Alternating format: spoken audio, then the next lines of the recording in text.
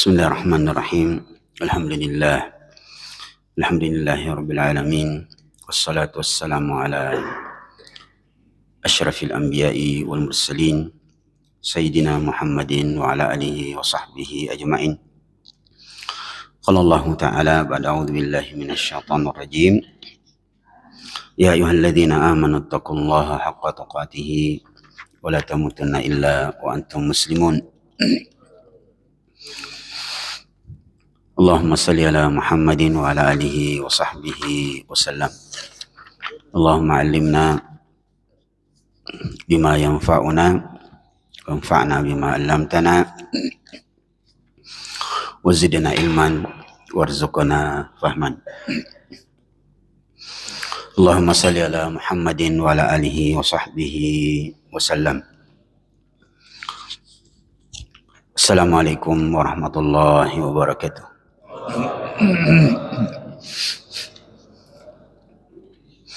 Alhamdulillah, Bapak Ibu jamaah sekalian, kita memuji Allah Subhanahu wa taala. Pada sebuah hari ini kita berkumpul kembali di masjid kita, salah satu dari rumah-rumah Allah Subhanahu wa taala, untuk kita duduk mempelajari ayat-ayat Allah dan hadis-hadis Rasulullah sallallahu alaihi wa alihi wasallam. Untuk itu kita bersalawat kepada Nabi kita, panutan kita, Nabi besar Muhammad sallallahu alaihi wa alihi wasallam. Bapak Ibu jamaah sekalian, insyaallah pada kesempatan subuh ini kita lanjutkan pembahasan kita dari surah Al-Kahfi bagian kedua, yaitu tentang perjalanan Nabi Musa alaihissalam menemui Nabi Khidir. Jadi kisah yang cukup luar biasa dan sangat populer di kalangan kaum muslimin, kisah tentang Nabi Musa dan Nabi Khidir. Sebagai mukaddimahnya bahwa yang pertama tentang Khidir alaihissalam, memang ulama berbeda pendapat apakah beliau seorang nabi atau sekedar hamba yang soleh. Namun yang kuat bahwa beliau adalah seorang nabi dengan beberapa dalil atau petunjuk, di antaranya bahwa tidak mungkin Nabi Musa mencari ilmu kepada orang yang di bawahnya. Itu yang pertama. Nabi Musa seorang nabi, maka pastilah Khidir itu seorang nabi. Yang kedua, bahwa Nabi Khidir memiliki syariat sendiri. Nah, itu yang nanti ditunjukkan di mana beliau membunuh. Dan nanti kita jelaskan bagaimana kisahnya. Maka tidak mungkin beliau melakukan itu kecuali dengan wahyu. Dan umumnya melakukan satu tindakan syariah dari seseorang tidak mungkin kalau dia bukan seorang nabi. Berikutnya, Bapak Ibu jamaah sekalian, tentang Khidir, Imam As-Suyuti menyebut nama aslinya adalah Balia atau Ilya, disebut bin Milkan.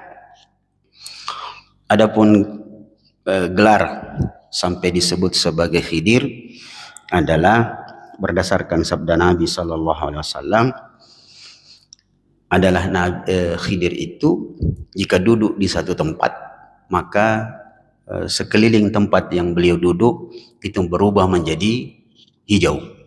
Jadi Khidir itu asal katanya Khidir akhdar, yaitu hijau.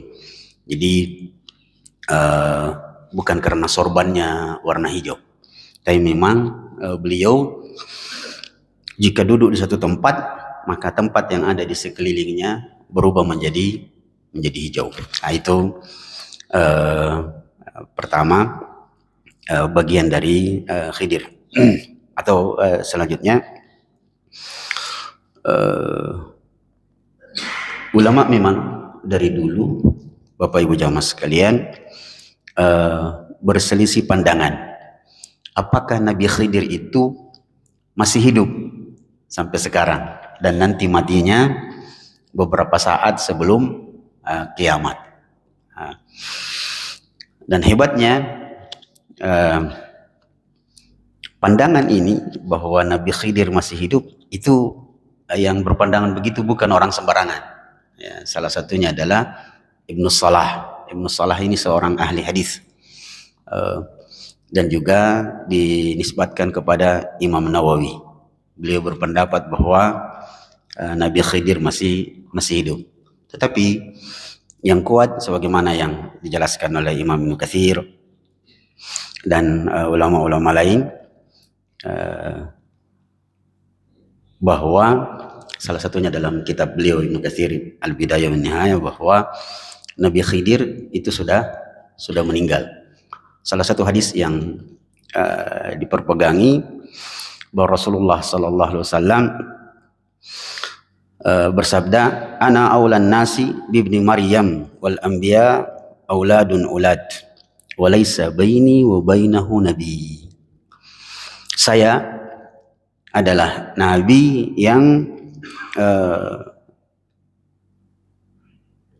lebih mulia di tengah-tengah manusia, dan saya adalah nabi setelah Isa ibnu Maryam. Kami semua para nabi adalah seperti anak-anak dari ibu yang banyak tapi dari bapak yang satu. Stresinya ujung hadisnya Nabi mengatakan, dan tidak ada nabi di antara saya dan Nabi Isa. Sedangkan Khidir berada di zaman sebelum Nabi Isa, yaitu bersamaan dengan zaman Musa alaihissalam. Itu tentang Khidir. Jadi kalau ada nanti di luaran sana mengatakan Nabi Khidir masih hidup, bahwa seseorang pernah bertemu dengan Nabi Khidir, kemungkinan dia masih berkeyakinan bahwa Nabi Khidir masih hidup. Yang dalam bahasa Makassar itu Nabi Hellere, biasa disebut kalau orang Makassar Hellere, Khidir maksudnya. Nah, itu mukadimahnya.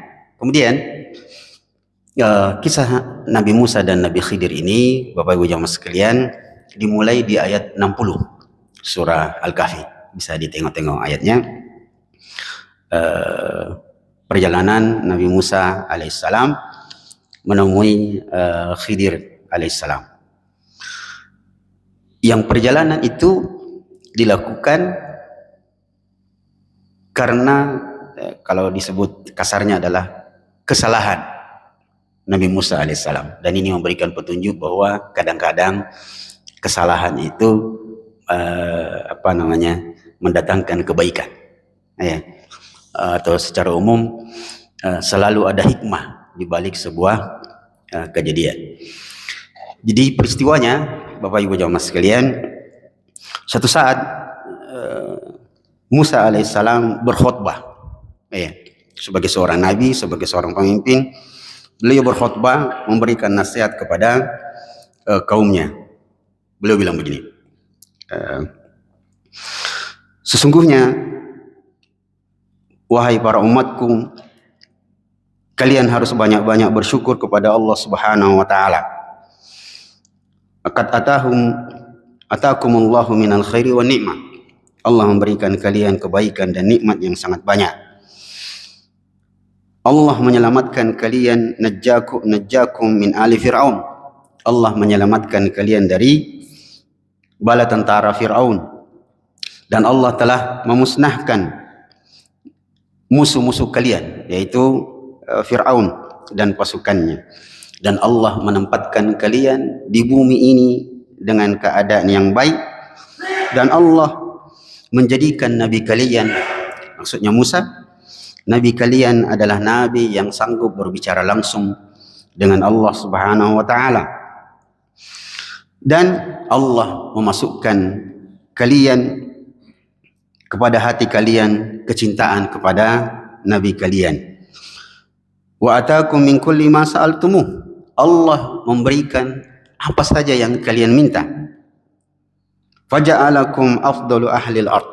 Dan Allah menjadikan kalian sebaik-baik penduduk bumi. Berhenti di situ. Tiba-tiba salah seorang dari umat Nabi Musa ini bertanya. Kita dengarkan pertanyaannya. Orang ini mengatakan, Arafna alladhi taqul, wahai Nabi Allah, semua yang kau bilang tadi kami sudah paham. Ya, itu gayanya orang Bani Israel. Yang tadi kau bilang itu saya sudah paham. Sekarang izinkan saya bertanya, fahal ala wajhil ardi ahadun a'lamu minka? Pertanyaan saya, wahai Nabi Musa, adakah orang di muka bumi ini yang lebih berilmu dari kamu, yang lebih paham daripada kamu? Nabi Musa salah menjawab. Dia bilang, la, tidak ada.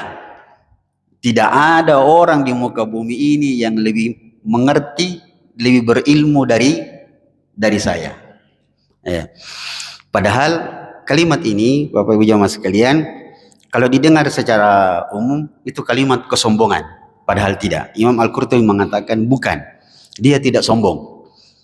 Dalilnya adalah ketika Musa menemui Khidir, Musa mengatakan, tolong ajarkan sesuatu kepada saya dari ilmu yang Allah ajarkan kepadamu, di mana kamu juga tidak mengetahui sesuatu dari ilmu yang Allah ajarkan kepadaku. Itu bentuk ketawaduan. Tapi sayangnya, sekalipun seperti itu, Allah tetap menghukumnya. Fa'atabahullah. Jadi sini memberikan petunjuk bahwa tidak sombong saja itu berbahaya. Yang kemudian kata orang sekarang, jangan sombong karena di atas langit ada langit. Padahal Nabi Musa tidak begitu.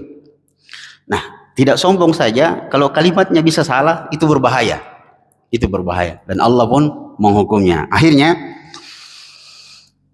Nabi Musa alaihissalam ya didatangi Jibril lewat perintah Allah Subhanahu wa taala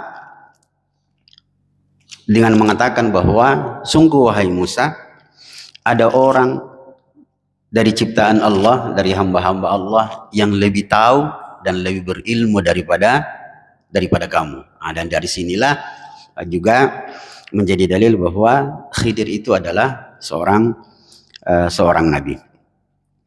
Nah, kemudian Bapak Ibu jamaah sekalian, dimulailah perjalanan ya Musa alaihissalam mencari Khidir. Dan ini memberikan petunjuk bahwa Nabi Musa itu adalah orang yang sangat kuat dan haus akan ilmu. Begitu dikasih tahu bahwa ada orang yang lebih tahu dari kamu, beliau bergegas. Dan ini petunjuk untuk kita sekalian, kata Imam Al-Qurtubi, bahwa hendaklah seorang muslim itu jika mendengar ada berita bahwa di sana ada majelis ilmu, maka datanglah ke sana untuk menimba ilmu. Nah, mari kita dengarkan kisah awal perjalanan. Allah Subhanahu wa taala berfirman, jadi Musa sudah berangkat bersama pembantunya.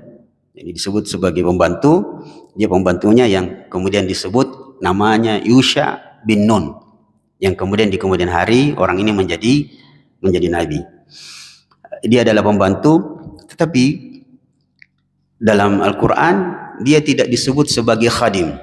Kita dengarkan ayatnya. Allah berfirman, wa idh qala Musa li fatahu la abrahu hatta ablugha majma'al bahraini aw amdi hukuba. Ingatlah ketika Musa berkata kepada fatahu, pembantunya. Harusnya kalimatnya adalah khadimahu, pembantunya. Tapi Al-Quran memberi nama pembantu itu dengan fatah, dan itu bentuk kalimat pemuliaan. Mirip-mirip dengan kita di Indonesia sekarang, kalimat pembantu sudah dirubah menjadi ART, ya, asisten. Coba apa pekerjaan tak? Asisten. Ya, jadi diangkat sedikit derajatnya. Justru di Arab Saudi raja disebut sebagai pembantu.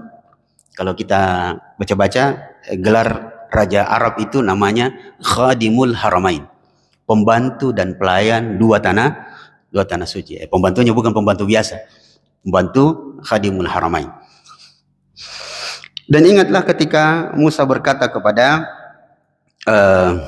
pembantunya atau asistennya yang kemudian disebut sebagai Yusha bin Nun, namanya Yusha bin Nun, dan ternyata itu masih keluarganya. Sebutkan itu adalah ponakannya, anak dari saudara Musa alaihissalam. Ya. Sungguh kita jangan berhenti sampai betul-betul kita berada atau sampai di pertemuan dua laut. Ya, dua laut. Di sini disebutkan bahwa laut yang dimaksud di daerah, ada tiga pendapat laut yang dimaksud. Yang pertama, dia antara laut yang berada di Persia dan laut yang ada di Romawi, yang kemudian disebut sebagai Laut Tengah. Pendapat yang lain bahwa laut yang dimaksud di mana nanti Musa bertemu dengan Khidir adalah laut yang berada di sekitar Afrika atau Maroko, yang disebut sebagai tadi malam saya cari terjemahannya Laut Tangiras. Ya, disebutkan dalam riwayat yang lain, dan ini menunjukkan bahwa tempatnya memang tidak dipastikan, ya, supaya tidak terlalu orang-orang memaksakan diri untuk mencari tahu. Disebutkan bahwa laut itu berada di daerah Azerbaijan. Azerbaijan itu kesananya Soviet di Azerbaijan, ya, itu disebutkan. Nah, apa yang terjadi, Bapak Ibu jamaah sekalian? Nabi Musa alaihissalam, seperti riwayat dari Ibnu Abbas, itu membawa bekal yang salah satu bekalnya selain makanan adalah ikan, yang disebut ikannya adalah ikan asin. Jadi hutan malihan, jadi ikan asin. Jadi ternyata kebiasaan orang-orang tua kita orang Indonesia yang biasa kalau pergi jauh, yang sekarang itu ada model rihla umroh mandiri yang 1 bulan bayar 25 juta, itu tidak ditanggung makanannya. Maka orang bawa bekal sendiri dari Indonesia. Salah satu yang dibawa adalah ikan asin, atau gantinya biasanya rendang. Bawa ikan asin, dan disebutkan 1 ekor ikan yang sudah mati, dan ikan asin dibawa oleh Yusha bin Nun, sang pembantu, ditaruh di dalam keranjang. Kita dengarkan pelan-pelan. Nah, sudah berjalan berdua menuju tempat yang dimaksud, yang diberikan instruksinya, ciri-ciri tempat di situ berada nanti Khidir adalah pertemuan dua laut. Falamma balagha majma'a bainihima nasiya hutahuma. Ketika dia sudah sampai, Musa dan pembantunya berjalan, sudah melewati 2 pertemuan laut. Ya, pertemuan 2 laut. Tetapi sayangnya sang pembantu ini lupa tentang bekalnya, yang ikan dalam keranjang itu. Fattakhadha sabilahu fil bahri saraba. Maka karena lupa, Nabi Musa alaihissalam yang saat itu berkata kepada pembantunya, tolong, falamma jawaza qala li fatahu atina ghada'ana laqad laqina min safarina hadha nasaba. Wahai Yusha, mana itu bekal kita yang kita sudah siapkan dari rumah tadi berjalan ke sini. Sungguh kami sudah rasa capek ini, agak capek-capek. Kita potong sedikit. Nabi Musa mengatakan, sungguh dalam perjalanan ini kami merasakan kecapean. Ada perkataan seorang ulama mengatakan, di sini ada pelajaran penting di mana Musa dulu berjalan dari Mesir ke Madian selama 40 hari dia tidak kena rasa lapar. Sedangkan perjalanan mencari Khidir itu cuma 1 hari dia berjalan, dia sudah lapar. Apa bedanya? Kata ulama tadi, perjalanan 40 hari dulu itu adalah perjalanan menuju Allah Subhanahu wa ta'ala, maka Allah memberikan dia bantuan sehingga tidak mudah kena lapar. Sedangkan perjalanan menuju Khidir adalah perjalanan menuju manusia, maka Allah tidak membantunya menahan rasa lapar. Ini artinya semua perbuatan, semua perjalanan jika dilakukan untuk Allah semata, itu Allah akan memberikan kita kekuatan. Dan sudah terlalu banyak bukti yang bisa kita dapatkan hari ini. Banyak Bapak Ibu yang kita dengar, bahkan mungkin salah satunya kita, itu sebelum pergi umroh, sebelum pergi haji, banyak yang kita dapati dalam keadaan loyo, sakit, bahkan ada yang meragukan, masalah orang sakit ini. Begitu sampai di sana justru sehat. Itu karena perjalanan menuju Allah. Jadi selalu kita diajarkan perjalanan yang ikhlas menuju Allah Subhanahu wa ta'ala itu selalu mendapatkan kekuatan. Sedangkan perjalanan menuju manusia, apalagi isi otaknya memang doe, sudah, itu pasti melelahkan. Ya, sampai kita mengatakan sungguh dunia membuat kita lelah. Ketika Nabi Musa bilang kepada pembantunya, mana itu sarapan kita, ya, bahan makanan kita, ternyata pembantunya bilang, lupa. Bilang Nabi Musa, di mana kau lupa? Tunggu dulu. Kata sang pembantu ini, saya ingat saya di arah yang tadi, yang pertemuan dua laut tadi itu. Kata Nabi Musa, itu sudah. Di situ ada hikmahnya. Terjadi kesalahan, dia lupa, ternyata ada hikmahnya. Nabi Musa mengatakan, di situ kayaknya, di situ. Ayo kita ke sana. Cerita yang saya sedikit sebenarnya agak ragu menyampaikannya. Ketika dia sampai di sana, berceritalah Yusha bin Nun. Karena ikan yang ada di dalam keranjangnya itu tidak ada. Padahal ikan mati, ikan asin. Disebutkan dalam riwayat, di sini dalam tafsir Al-Qurtubi, juga disebutkan dalam beberapa kitab tafsir, bahwa ikan itu bukan hilang, dia loncat.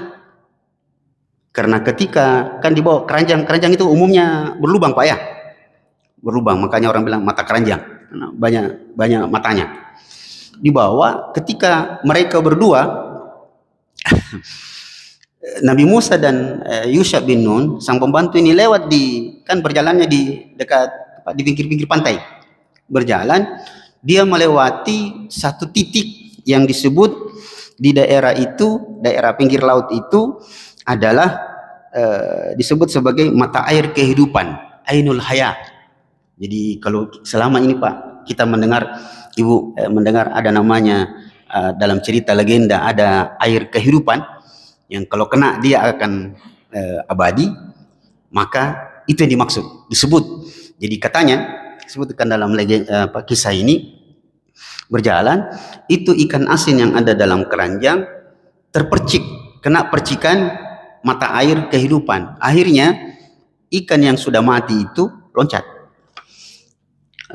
Jadi legenda-legenda seperti ini ada dalam kisah Nabi Musa dan Khidir. Itulah sebabnya kenapa saya baca beberapa literatur, kenapa ada ulama yang menganggap bahwa Nabi Khidir itu masih hidup, karena dia berada di laut yang dekat dengan mata air kehidupan itu.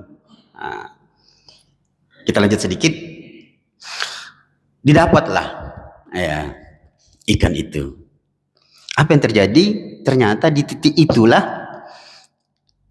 Nabi Musa menemui Khidir, yang disebutkan dalam catatan bahwa Nabi Khidir itu berada di tengah laut. Berada di tengah laut, duduk di atas permadani berwarna hijau. Jadi memang Pak, kayak cerita khayalan memang.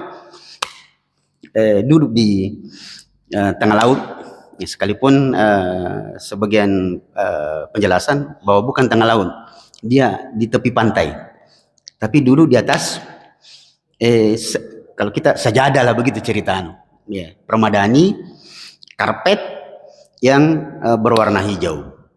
Yang waktu itu Nabi Khidir menutup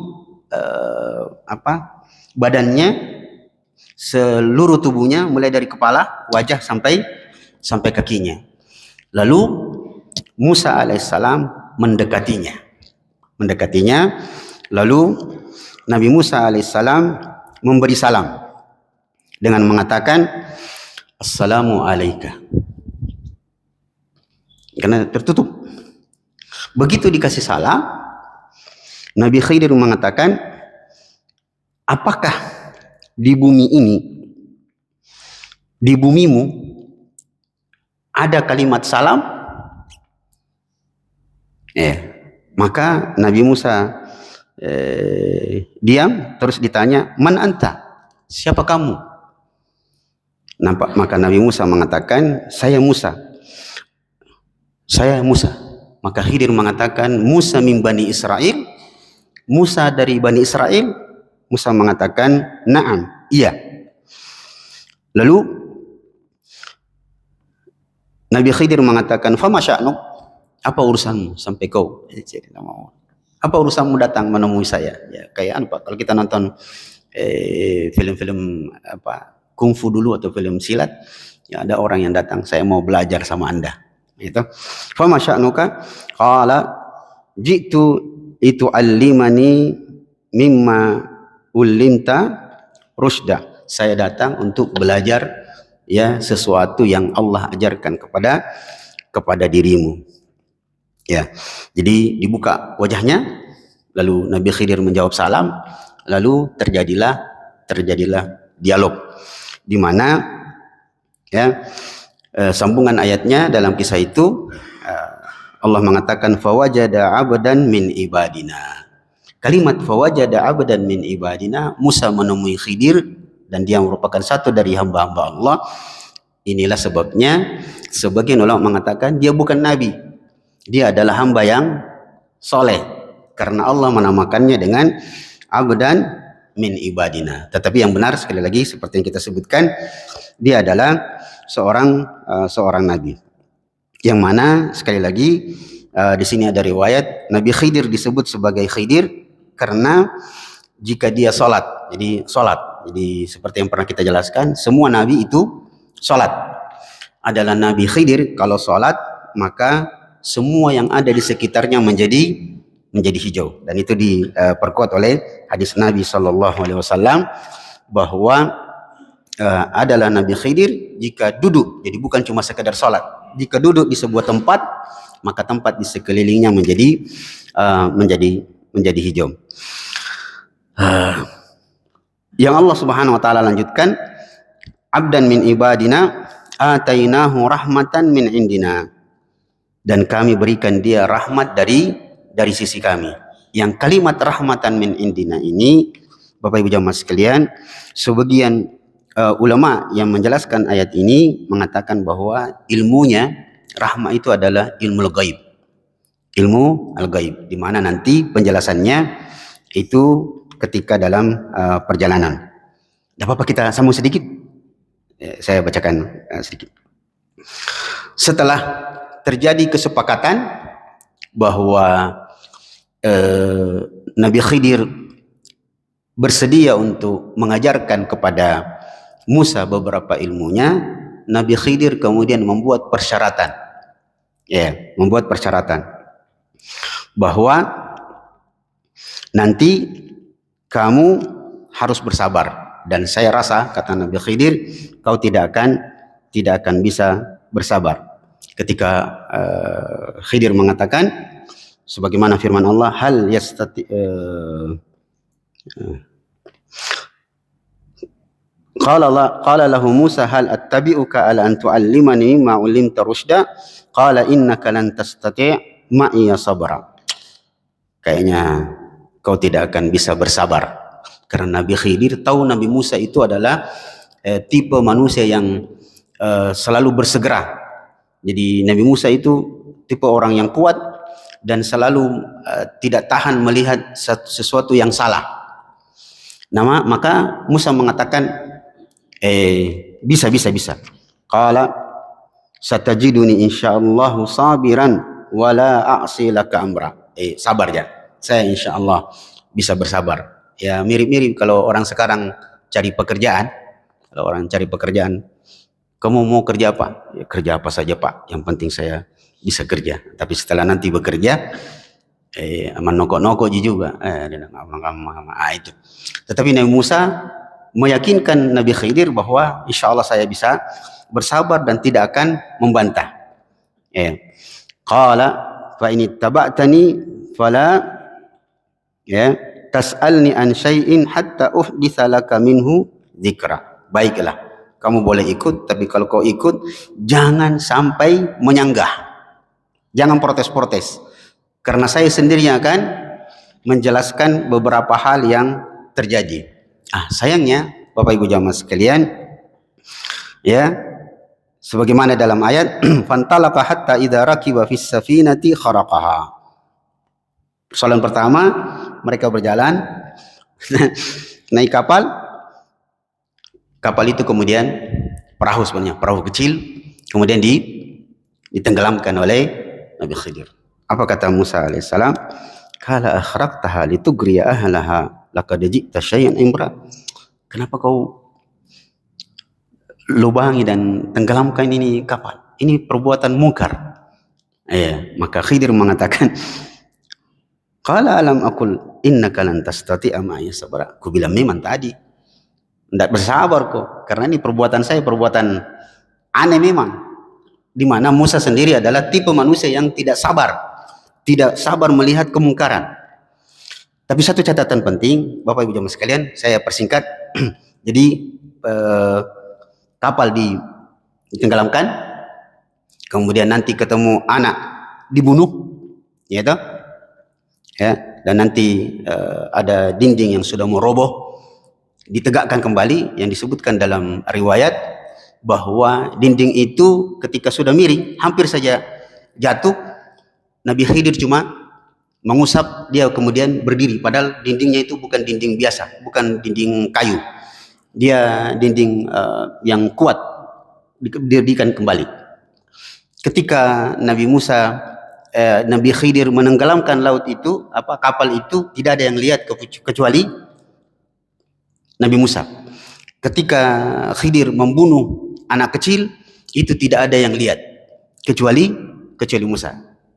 Seandainya banyak orang lihat, itu akan berbahaya. Pasti orang akan menolaknya, karena tentang kisah anak itu disebutkan bahwa anak kecil itu lagi main-main dengan sebayanya, kemudian datang Nabi Khidir, disebutkan dalam riwayat, dia ambil, dia tarik tangannya, kemudian dipiting begini, kemudian ditikam. Dalam riwayat ditikam, kemudian bahkan dalam riwayat yang lebih kuat adalah setelah dipiting begini, ditikam, kemudian diputar kepalanya, mati. Dan tidak ada yang lihat kecuali Nabi Musa. Intinya nanti di belakang adalah bahwa Nabi Musa alaihissalam bertanya-tanya tentang kejadian itu, dan itulah ilmu yang tidak diketahui oleh Nabi Musa alaihissalam, yang itu hanya ada pada Nabi Khidir alaihissalam. Saya kira sampai di sini, nanti insyaallah kita sambung beberapa kejadiannya dan penjelasannya. Alhasil bahwa Bapak Ibu jamaah sekalian, beberapa pelajaran yang bisa kita petik, bahwa belajar adalah sesuatu yang sangat diutamakan dan sangat dimotivasi oleh agama kita. Yang kedua, bahwa agama kita adalah agama yang selalu memotivasi umatnya untuk selalu lebih mendekat kepada Allah Subhanahu wa taala. Saya kira ini Bapak Ibu jamaah sekalian, insyaallah sekali lagi mudah-mudahan bisa kita lanjutkan beberapa hal yang tersisa dari kisah ini. Sallallahu alaihi Muhammadin wa ala alihi wasallam. Assalamualaikum warahmatullahi wabarakatuh.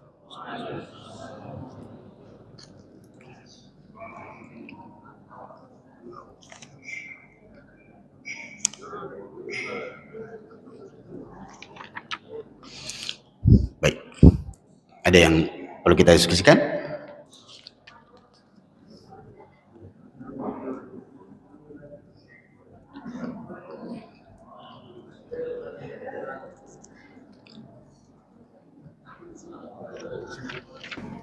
Panjangin kisahnya nanti insyaallah.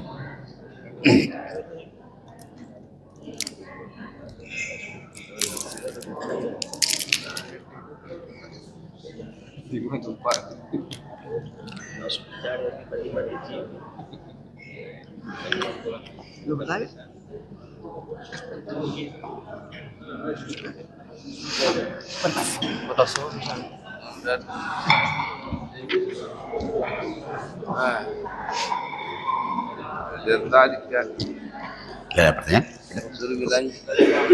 Oh, baik. Hah? Tak makan dulu.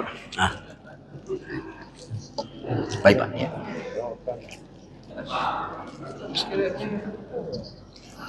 Bismillahirrahmanirrahim. Assalamualaikum warahmatullahi wabarakatuh. Waalaikumsalam warahmatullahi wabarakatuh. Mungkin keluar sedikit dari topik tadi, Ustaz. Iya Pak. Ini kaitannya dengan Nabi Ibrahim ini. Oh ya. Itu di tahiyat terakhir itu kan selalu disebut Nabi Muhammad dengan Nabi Ibrahim. Iya. Apa sih kelebihannya Nabi Ibrahim ini dibandingkan dengan nabi-nabi yang lain, Ustaz? Apa istimewanya Nabi Ibrahim? Nah, kemudian yang kedua, kaitannya dengan salat berjamaah ini. Ada yang mengatakan bahwa kalau jamaah tidak rida sama imam, katanya itu salat jamaah itu tidak sah. Oh iya. Dan yang kedua adalah salat itu tidak sah kalau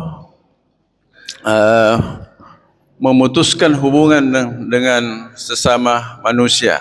Oh, Jadi ini hablum minan nas ini, Ustaz. Ya. Yang ketiga adalah ini kan biasa kita mengaji, ada yang baca Quran melalui HP. Bagaimana itu, Ustaz? Di HP itu kan banyak gambar-gambar yang tidak bagus. Misalnya gambar-gambar porno apa dan lain-lain sebagainya. Saya kira itu, Ustaz. Sekian. Assalamualaikum warahmatullahi wabarakatuh. Waalaikumsalam. Bismillah, alhamdulillah, wassalatu wassalamu ala rasulillah. Secara singkat saja dulu kita cerita tentang Nabi Ibrahim. Nanti insyaallah surah Al-Kahfi ini kita selesaikan, kita bahas secara khusus tentang Ibrahim. Alhasil bahwa Ibrahim alaihissalam adalah Nabi yang syariatnya dijadikan oleh Allah menjadi syariat Nabi kita Nabi Muhammad sallallahu alaihi wasallam. Bahkan seluruh syariat yang ada pada Nabi Ibrahim menjadi syariat Nabi Muhammad sallallahu alaihi wasallam, termasuk khitan, haji dan seterusnya, berdasarkan ayat dalam Al-Quran, millata abikum Ibrahim, agama bapak yaitu Ibrahim alaihissalam. Jadi itu Ibrahim. Bahkan salah satu keutamaan atau yang menunjukkan keutamaan Nabi Ibrahim di antara banyak nabi adalah ketika peristiwa Isra Mi'raj, Nabi Ibrahim berada di langit ketujuh. Ya. Alhasil nanti insyaallah secara khusus kita cerita tentang Nabi Ibrahim, atau saya sebutkan satu. Nabi Ibrahim disebutkan di dalam surah Al-Baqarah, lanjutan setelah beliau dan Nabi Ismail selesai mendirikan pondasi Ka'bah, beliau berdoa, Rabbana wa ba'ats fihim rasulan minhum yatlu alaihim ayatihi wa yuzakkihim wa yu'allimuhumul kitab, sampai akhir ayat. Ya, Nabi Ibrahim berdoa untuk datangnya seseorang yang akan mengajar umat manusia, ya, agama ini, kitab dan hikmah. Dan ternyata orang yang dimaksud adalah Nabi Muhammad sallallahu alaihi wasallam. Berdasarkan hadis Nabi sallallahu alaihi wasallam sendiri, beliau mengatakan, sayalah orang yang dimaksud fi da'wati Ibrahim. Nah, jadi memang kedekatan Nabi Ibrahim secara syariah memang sangat dekat, dan Allah sendiri yang memerintahkannya, millata abikum Ibrahim. Jadi kelebihan-kelebihan Ibrahim sangat banyak, ya. Itu yang pertama. Yang kedua, nanti Pak ya, insyaallah secara khusus kita bahas. Itu beberapa penjelasan singkat. Yang kedua, memang ada riwayat bahwa tidak boleh seseorang menjadi imam ketika kaumnya tidak suka kepadanya. Ya. Tapi yang dimaksud tidak suka itu adalah yang berhubungan dengan syariah, bukan perasaan orang-orang di situ. Alah, ada deh. Yang jadi imam nampak padahal beberapa orang yang tidak suka maksudnya kaum itu secara umum atau jamaah di sebuah masjid misalnya, ada akhlaknya atau hal-hal yang berhubungan dengan syariah yang berbahaya yang dia lakukan, ya.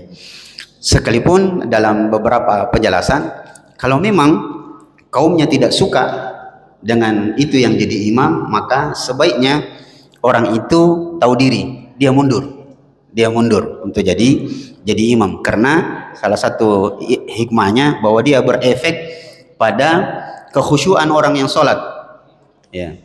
Tapi bukan kalau yang sederhana itu mungkin orang tidak suka, jadi imam miseng, bahaya, senampe labu miseng.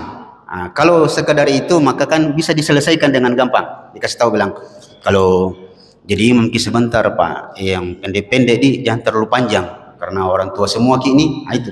Tapi yang secara umum adalah makruh, orang itu tidak disuka karena hal-hal yang berhubungan dengan syariah. Sebab kalau masalah bacaan panjang atau pendek, dia hitungannya nisbi. Dia apa bahasa Indonesianya itu nisbi, Pak. Tidak sama orang persepsinya tentang seseorang, ya. Kalau panjang pendek itu kan, kalau kita orang Indonesia itu kita bilang panjang kalau sudah sudah sabihisme, itu sudah panjang, ya. Itu dibilang pendek kalau qul huwallahu ahad inna a'taina.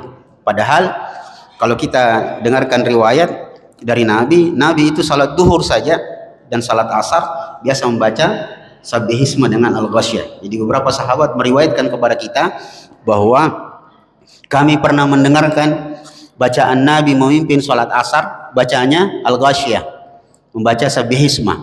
Jadi itu lumayan panjang, ya. Jadi ukuran pendek dan panjang itu tidak rata semua, Pak. Ada kalau di kalangan pesantren satu juz pendek. Kalau kita Al-Baqarah 5 ayat sudah panjang. Nah, jadi nanti tergantung perasaan. Tetapi ada perasaan yang bisa kita bentuk. Bisa kita bentuk hubungannya dengan bacaan.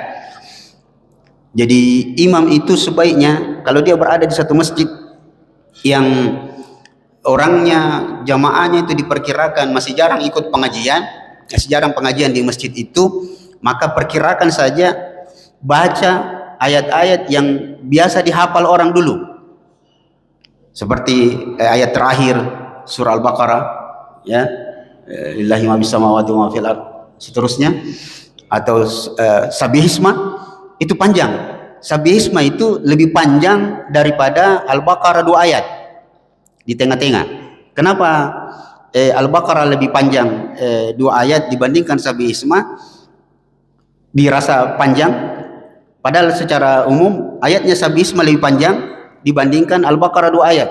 Tapi perasaannya orang, Al-Baqarah itu kedengaran terasa panjang dibandingkan Sabihisma yang sebenarnya panjang, karena orang sudah terbiasa mendengar. Jadi nanti imamnya saja yang pandai-pandai, ini surah apa nih bagus dibaca ini, ya panjang tapi sudah biasa didengar. Iya Pak, yang itu dimaksud tidak sah salatnya orang yang menjadi imam ketika dia adalah orang yang tidak disukai oleh kaum.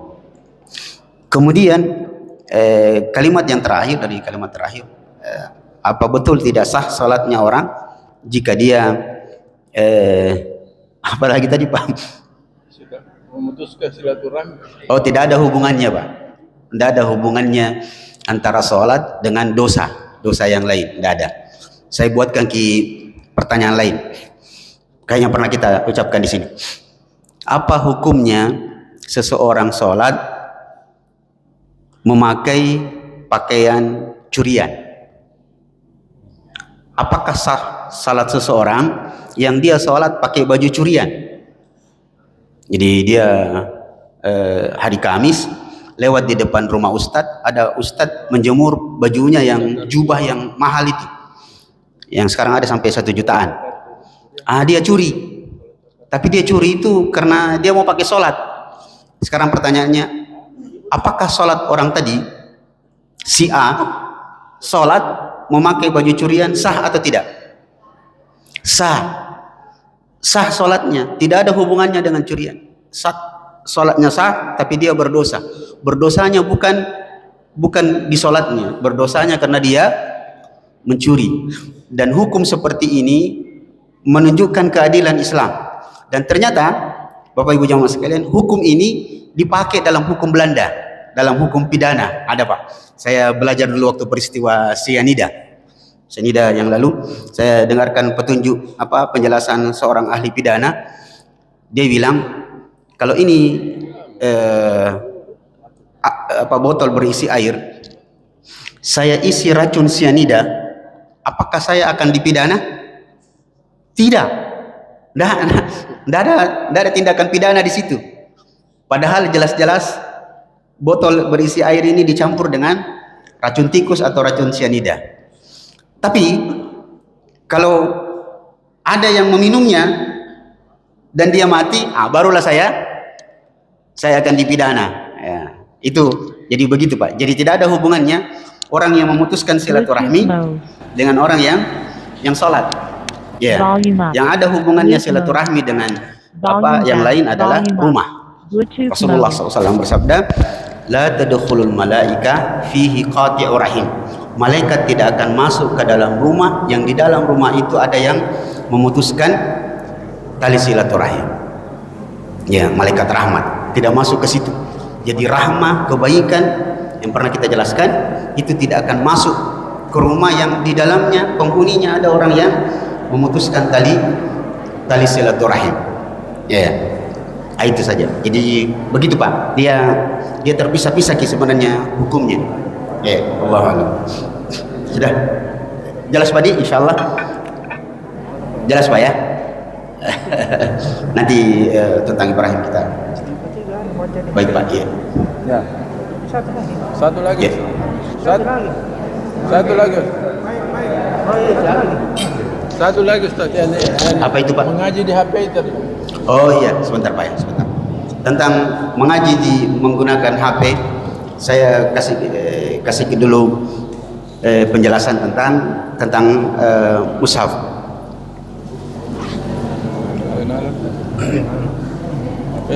Ini HP Pak ya, ini HP.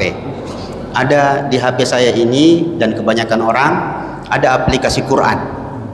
Ada aplikasi Quran. Sekarang, apakah ketika kita mengaji menggunakan aplikasi, maka aplikasi ini disebut mushaf? Mushaf. Ini mushaf.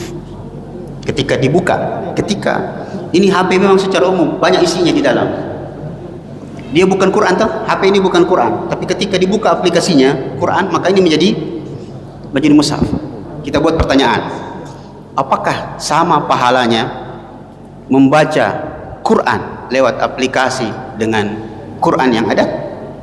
Jawabannya sama, pahalanya sama. Sekalipun dulu dosen saya mengatakan secara umum pahalanya sama, tetapi ada sisi afdaliyah. Afdalnya adalah menggunakan mushaf yang dari kertas. Bahkan dosen saya mengatakan semakin besar Qurannya, semakin besar pahalanya. Semakin besar, ya, semakin besar, karena dia di situ ada bentuk pemuliaan. Tetapi secara umum membaca Al-Quran menggunakan aplikasi, maka sama pahalanya, dia tetap berpahala sebagaimana membaca Quran lewat mushaf cetakan ini Quran. Apa dalilnya? Bahwa dulu tidak ada mushaf. Awal-awal tidak ada mushaf. Mushaf itu berada pada tulang-tulang, batu, lembaran-lembaran, maka dia sama. Hanya saja memang ini lebih melalaikan daripada mushaf. Dia lebih melalaikan. Ini gampang sekali Pak, orang lagi mengaji, masuk notifikasi, dia bisa kembali lagi ke notifikasi, gitu. Dan sama aja mengganggunya sebenarnya. Kalau baca Quran pakai mushaf, HP di samping, baca mikir mengaji, ada notifikasi, sama aja mengganggunya. Cuma memang ini lebih mudah orang terganggu, tapi dia orang terbantu. Maka sah orang mengaji menggunakan aplikasi. Ya.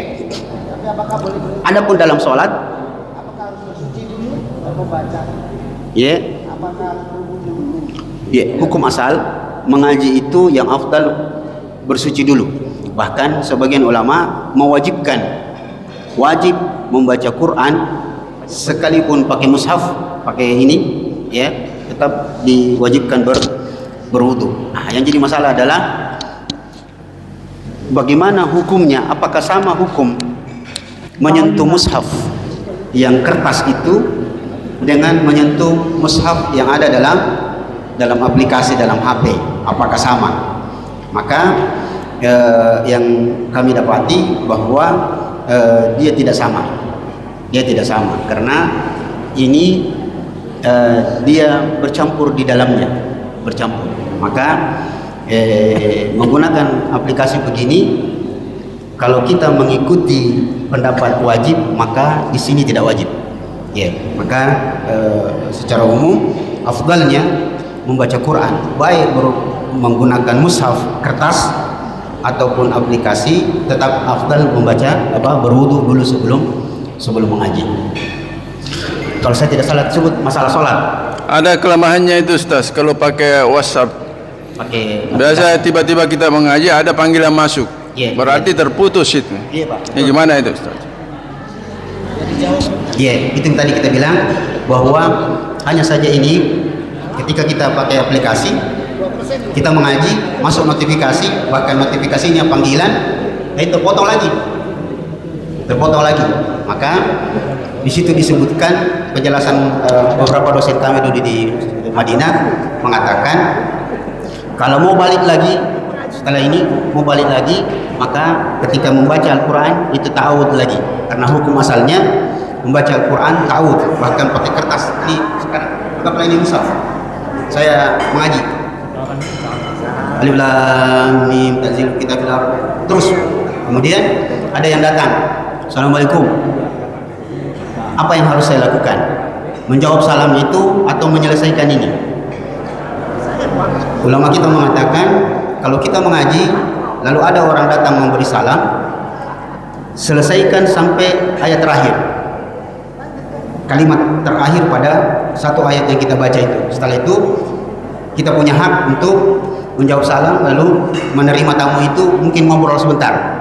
Nah sekarang setelah kita ngobrol, orang itu pergi, kita mau sambung lagi, maka kita disyariatkan untuk bertaawud. A'udzubillahi minasyaitonirrajim, baru membaca. Begitu Pak. Itu tadi kelemahan membaca mushaf pakai ini. Tapi ini tentu di saat-saat tertentu dia bermanfaat, terutama orang yang malu-malu Pak.